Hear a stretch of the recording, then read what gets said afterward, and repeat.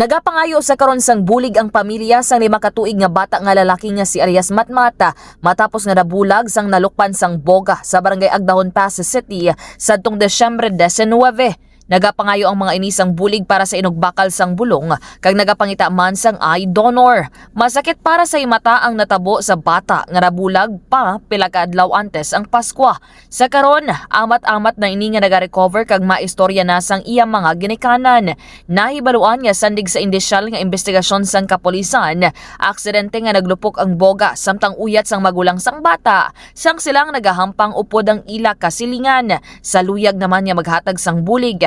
Yari ang GCash number sang ama isang bata nga si JP Labro, 0970-224-6231. Ako naman si K5 Kim Montaño Kaluyo para sa Kampiyon nga Balita, Serbisyo Publiko, kag Galingawan sa Iloilo, K5 News FM. You have delayed wound healing. Do you feel hungry all the time? You may have diabetes. A powerful duo to help diabetic. Natural way of lowering blood sugar level. Clinica DTX 500 is a powerful duo that combines of ampalaya extract and the sugarcane extract. Clinica DTX 500 stimulates the production of insulin, enhance conversion to energy.